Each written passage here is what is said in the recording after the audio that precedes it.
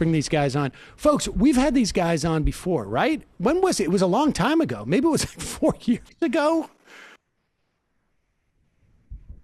Was it, guys? Brendan? I think it was the primary. It was before Brendan, so it must have been the 2016 primaries. They're still at it.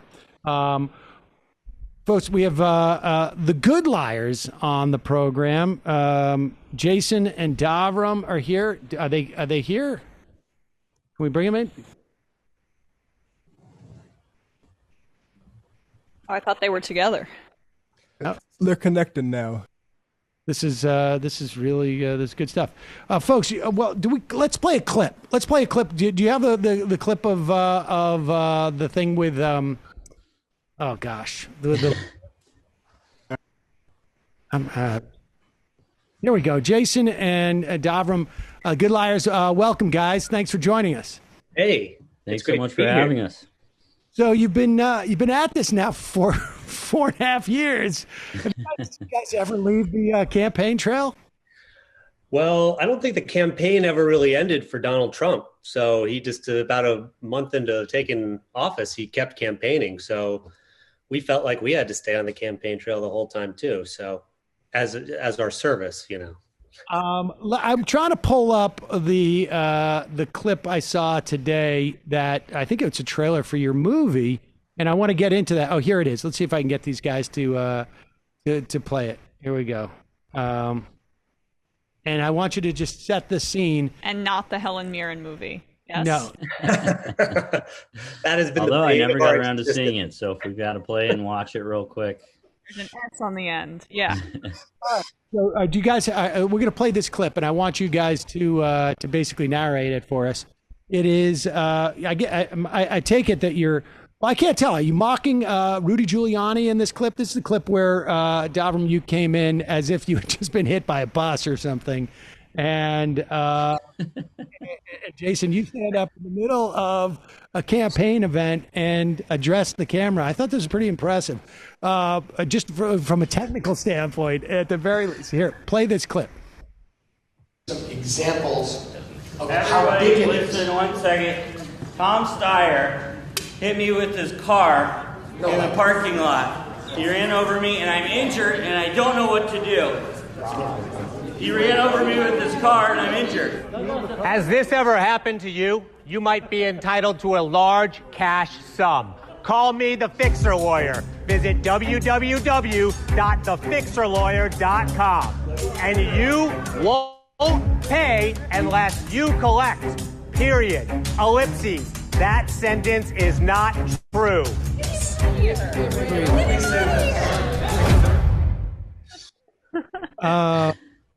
I love how you were just waiting in the wings for your moment. The best part is, I mean, we just walk us through this, but Tom Steyer is sitting there. He is so completely flummoxed.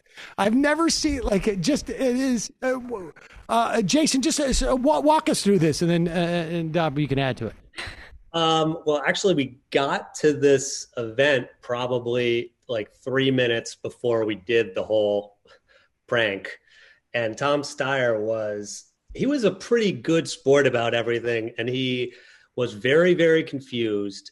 And then after this clip, I go up to him at where it ends. I go up and I'm like, hey, you're a billionaire. Let's make a deal. Just give my client $1 million and we'll call it a day here. And then one of his supporters actually gets up and tries to hit me in my groin region, which I thought was very surprising at a Tom Steyer event of all places. Aggressive to go there first. Like you'd think that's like right, that's usually a last resort type of move. Yeah, it's not an offensive move usually, at least from what I've seen in pro wrestling. I don't really know the real world. Well, from your perspective, I mean, one of the things I thought that was great about it was just this whole scene is playing out, and it's almost the fact that politicians on stage is almost incidental to what is going on. Right. In our film that we're still working on, our characters, it might sound a little convoluted, but we have decided that the best way to get money to fund fund our trip across the country is to try and get a bunch of money from Tom Steyer. So we kind of placed these politicians in the narrative of the film, and this is one of the crazier ones, one of the harder ones to explain probably, but our characters really believe we're going to embezzle him out of $1 million right then and there, and it doesn't work out, and we move on, and we end up interacting with other candidates and people involved. So give me a sense of like just the scope of the movie. Is it just during the Democratic primaries, or what is the scope of it? Did you go to Trump rallies this time around? We did. It actually, it started we had a film written, and then COVID happened, and we had to we stopped shooting it, and we were like, are we even going to do anything? It was supposed to take place all the way up into the election. And then around August, we were like, I think we can go out and shoot safely right now. At least not put other people in danger, because most of what we had to shoot was with Trump supporters. And so we went and we kept filming, and it is a work in progress right now where we were in the Capitol, so some of that might we weren't in the Capitol. We weren't in the Capitol. Say that. We didn't commit any federal crimes, but we were there witnessing what happened last week. So some of that is going to make it in whatever makes sense. But to answer your question, the second half of the movie is when COVID hits and the primaries are over, and then the rest of it is kind of a little more about Trump and COVID and what's going on right now. So we kind of pivot after we interact with all these Democrats. I want to hear a little bit more about that, and I also want to hear about how you were not in the Capitol. This is like an interview with Brandon Strock. Like saying I am not a crook. Now everyone's going to think that they actually were. I know. This is gonna be like in the while I'm on the witness stand, they're gonna play this clip. Yeah. Well, what did you mean right there, Mr. This was a real gotcha, even though it wasn't supposed to be. Now it is. I was in the Capitol. You've got a problem. But let me just ask you, just like broadly in terms of your. I mean, the whole thing reminds me. I don't know if you guys ever saw Medium Cool and know Haskell Wexler. All right. Yep. The Haskell Wexler was this DP who ended up shooting a movie that intersected with the 1968 convention riots, just sort of coincidentally on some level. I mean, they knew that there was going to be stuff going down. They used their drama within a narrative within real life backdrop. But so, all right. So tell us more about what happened at the Capitol that you were not involved in. Well, we went there to kind of talk to people. We knew, I guess, unlike law enforcement, that this was going to be a crazy event, maybe get out of hand. We just decided we wanted to interview people before and while Trump was speaking, to get a sense of the types of people who were there. And then we thought this could get a little dicey. We should probably get out of town. And on our way out of town, we're passing this incredible crowd of people walking from where Trump had spoken to the Capitol. And we're like, there's no way he ordered them to the Capitol, right? That wasn't something we knew at that moment. We looked on Twitter and everyone's saying Trump just told, this group of people to really, this mob to head to the Capitol. We couldn't resist kind of going to just see what went down. So we kind of stayed at a safe distance. And it was like, really surreal. I'm sure that's a word being overused, but we were watching as they broke through in the place where they broke through, and we're at what feels like kind of a safe distance. Some guy runs by with his dog. Like, people were living their lives, but like 100 yards back from the total, craziness that was unfolding. Yeah, and we watched them break through the line of police, and then eventually fill up the stairs and get inside the Capitol. It was really bizarre because when we walked up to the Capitol, like to where the crowd was gathering, we walked past like 15 or 20 Capitol police who were on the road. And we could see that there was like a big crowd of people who were trying to go up the steps, the back entrance of the Capitol. And we were like, I could see from where we were that these guys should probably be over there and not here by the road. And then sure enough, after we were watching for about 5 minutes or 10 minutes, we saw the guys running up like with their hands on their guns, screaming into their radios, like, where do you want us to go? Like the same guys who were just like leaning against the wall, like calm before, they were now running. And it was Jason, too late. I don't know if you remember, we were walking up to it, and this young guy, probably like 17 or so, with a big Trump cowboy hat on, we said, "What's going on over there?" And he just goes, "Well, I don't know. It got a little crazy." Like, he had called it quits. He was walking the opposite direction. And so that was our first clue that like something was maybe going to happen. And, you know, at least for this one guy, it was too much. But when we got there, pretty much everyone was still arriving, and then it, you know, kind of broke open. You say everyone, like how many people are we talking about? Do you have a sense of like, I mean, was there 10,000 people who went to the Capitol, or was there, I mean, how many people were at the rally, and then how many people started to march down to the Capitol? I think more than that, because what we saw the back entrance where we actually saw them like break through the police line and go up the steps of the Capitol. And then that, I think from looking at the reports and like putting everything together, that's where the people originally went into the building. I would say from there, DeVrom, maybe I'm totally wrong on this, but there was like 2,000 people back there, right? Right. I think there were 2,000 or 3,000 people kind of back there. The concentration obviously was on those back steps.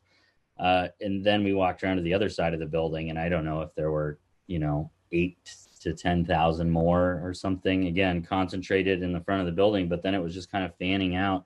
Some people were there watching, and then the you know, more excitable people were rushing into the crowd. And I don't know, people running away, you know, like injured, but then you'd see, you know, someone with kids walking up to it or something. It was like, you know, people praying. That was the most surreal part, was we were watching it, and there was a stage set up there with a Pentecostal evangelical. I'm not sure what kind of what denomination of Christianity they were, but they were they had speakers and they had a microphone, and they were praying and speaking in tongues, being like, the blood of Jesus protect this building, the blood of Jesus protect Donald Trump, the blood of Jesus is on this building.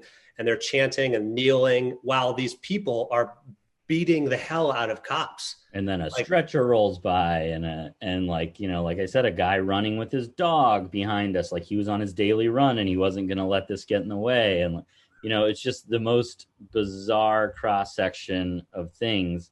And I think, you know, I don't know, just these people saying with the support they have had for the cops throughout all of everything that happened. And then I saw a cop, you know, in tears trying to call for backup from the ATF, and, you know, couldn't believe it was going to be 30 minutes or whatever it was. And so, you know, these people were totally overwhelmed. Wow. So I want to get back to just the because you guys were on the campaign trail, and obviously you were focusing more on the Republicans during the primary, I would imagine, in 2016 versus the Democrats, or maybe you weren't, but I think you were. And it may have flipped a little bit this time around. But to the extent that you guys were going to like Trump rallies in 2016, and then to the extent that you were going to any later, did you guys ever find yourself saying like, hey, things are different? Or was it basically a consistent, like nothing had changed? I would say absolutely. Absolutely. Every single time we went to a Trump rally, it felt worse, I think I could say. The first one we went to was in January of 2016, and it was like in a country club place, you know, probably like 400 people there. There wasn't like a lot of anger, I would say, there. Then we went to another one in May or early June of 2016 in California. And you could, when you went inside the arena I think it was in Orange County somewhere, you could feel the heat from the anger from these people. And there were fights like outside.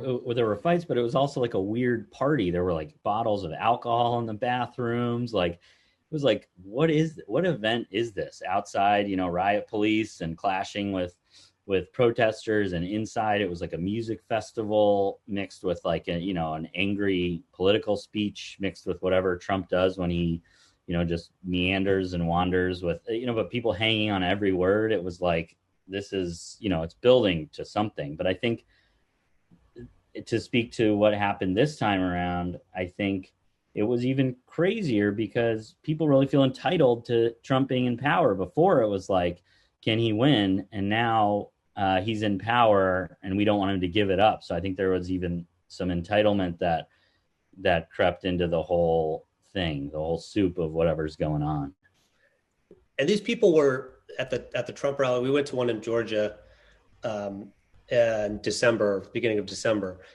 And the talk, the violence was not at all surprising, I don't think, to either one of us. We didn't think they were going to storm the Capitol, but these people really believe that the election was stolen, and they really believe that Donald Trump is telling them to rise up in the same way of a civil war. Like everyone was saying 1776, 1776. Revolutionary War. And right, they were saying they would that say Civil War, but then right. They were saying 1776, like this is our battle. This is like our Independence Day. So and not just generally speaking, you've got to rise up and take this country back, but in the days before January 6th, it crystallized into January 6th is the day you rise up and take the country back, which I think obviously takes a dangerous situation and makes it even more volatile, like it did. It was today that this had to be done. What about Q? Did you like you guys probably, more than, because I would imagine that you guys are as well situated as any sort of like political reporter in the country to have witnessed the rise of Q, like on the ground, as it were. Yeah, we definitely noticed. We went, I think it was in July or August, we went to a Trump event in Old Forge, Pennsylvania, which was literally just his motorcade driving by, and there was thousands of people on the side of the road. And we saw lots of QAnon signs and shirts, and we talked to some people. But now what you see is all of these QAnon conspiracy theories are the mainstream. It is the mainstream. The things that Sidney Powell and Donald Trump were talking about are the mainstream. Those are the conspiracy theories that the president is talking about, that he believes this is what happened in the 2020 election. They come from the message boards, and they literally come from these conspiracy theorists. So the growth was scary, because it used to be like we would talk to some people that didn't know who QAnon was. When people would come up to us, a couple people came up to us and just like grabbed the microphone and were like, well, we go one, we go all, in last week. So it was scary. And that is a point in our movie. We do reveal who QAnon is in the movie. It's part of our story, but don't spoil that, for God's sake.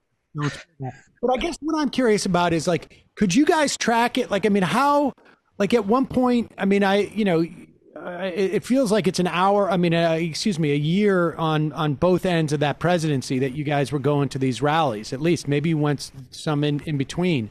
But like, could you say like, wow, when we 3 years ago or something, no Q people, or at the beginning of this, 10%, and now it's like 85%. I mean, was it that clear in terms of its growth? I don't think definitely. Well, a couple of years ago, we were talking about it like, should we do something involving Q? And it was like, what is this again? We got to look into this so we know enough to talk to other people about it. That was only 2 years ago. And now I would say the majority of people, if you go to these events, know of Q, and I don't know, 20-30% are like psyched if you bring it up. So I think that's a total change. And that was 2 years ago. But how many people, I feel like there's so many Trump supporters who have this very amorphous view of what Q is. Like, it means one thing to one person and another thing to another. Like, the general overview is that it's some person leaking information from within the deep state about Trump. But, I mean, is it all about pedophilia? Is that really what it comes down to when you get into the nitty gritty of it with Trump supporters? I think that's how a lot of people got red pilled and got like put onto Q, is through the Save the Children stuff that you'll see on Facebook. And it's like, we need to save the children. There's child sex trafficking going on. And of course, anybody who hears that is like, that's bad. I don't want that to happen. And then they get radicalized when they're like, it turns from that to like, and it's also this like global cabal of pedophiles who control everything and drink children's blood.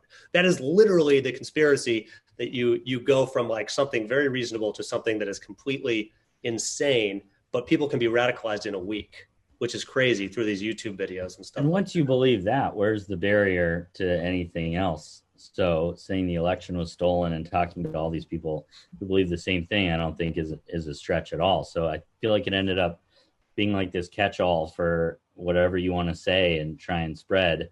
The Q crowd is going to be open to it.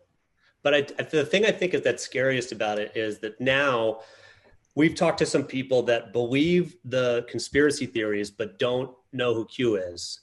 So that these conspiracy things are going into the mainstream of like Republican thinking, but it's not this. There's no head to the snake. It's no longer Donald Trump. It's no longer that Q is working with Donald Trump and they're figuring all this out. It's like, no, there's this conspiracy. There is this Illuminati type of thing that is controlling everything, and we have to fight them. And it's not Donald Trump anymore. In a lot of ways, that's even scarier. Like, it's scary to have a cult of personality, but it's also scary that like somebody online on a random message board is like controlling heavily armed people in the country. Wait a second. So if I understand you correctly, these conspiracies have now become untethered from even the origination, the origin story. It's no longer about Q. It's just about these sort of like second order conspiracies. Yes. But I don't think there's been a Q drop in over a month right now, I think.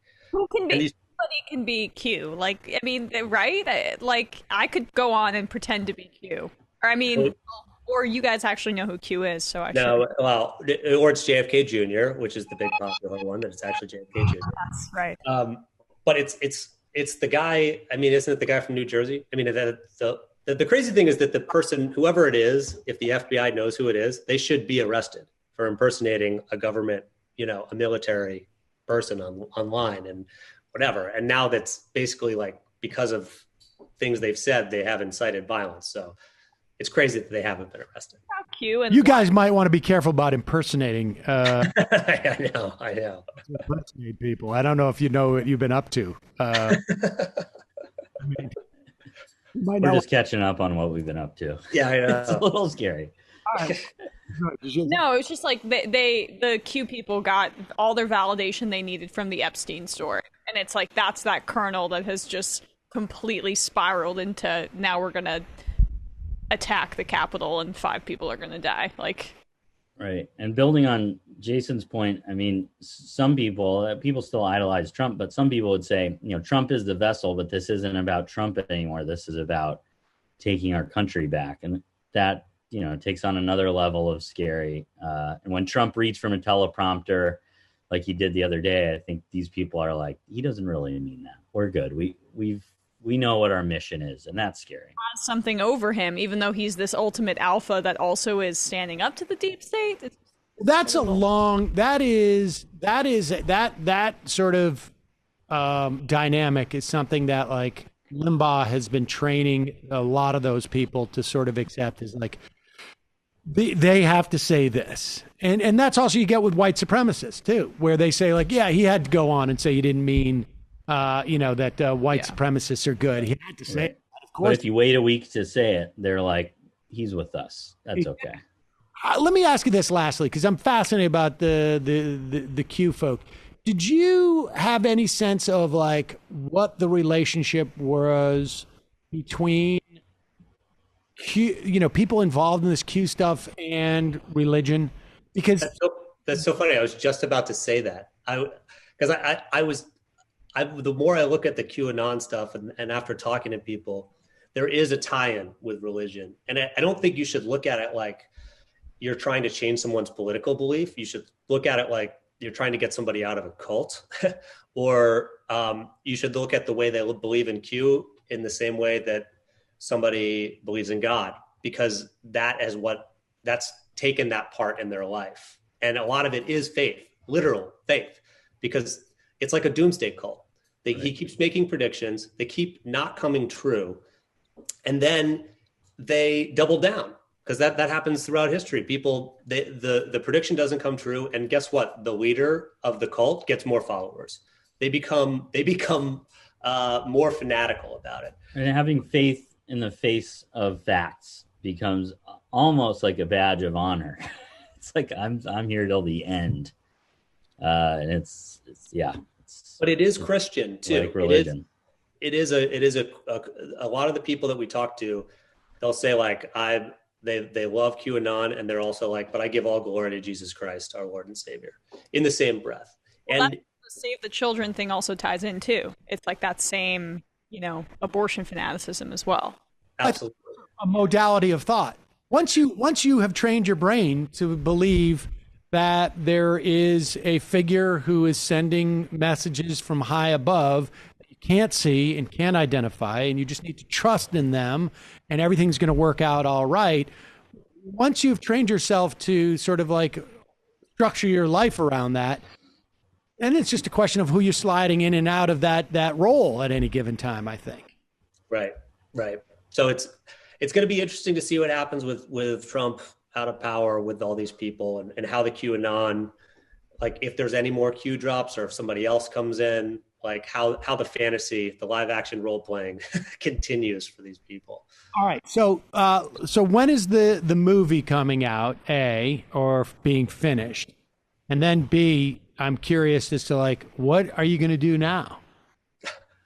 We were just talking earlier today about that. It's like, oh, Trump's out of office. What are you going to do? It's like, things are more messed up now than they've ever been. And the crazy part is that it's not Trump. It's not this just big, bad boogeyman. Like, we've got a lot of stuff to figure out as a country, and hopefully we can do that in a funny way. But like, the craziness has not stopped because of Trump. It is not as, centered on one person, but there's still craziness. So are you guys just like looking to see who the person's going to sort of like rise out of the ashes for this? Or are you going to continue to follow Trump? Or are you not even thinking about that? You just finish this up and then we'll. Well, for the movie, you can get sneak peek of it on our Patreon right now if you want to see some parts of it, and a rough put together of some of the stuff of it. But that's kind of evolving with what's happening and how it's going to end. Looking at some of the footage we have, we're going to figure that out for that project. But then for us, we're just going to go where the wind blows us. As far as things will emerge as they always do. It's hard to predict, but then as things unfold, it's becomes very clear when we are like, oh, we got to go there. Talk to those people.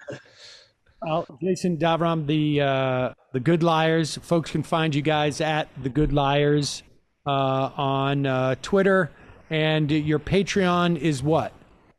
Patreon.com/thegoodliars. Patreon.com/thegoodliars. Thanks so much for coming on, guys. Really Thanks, guys. enjoy your work.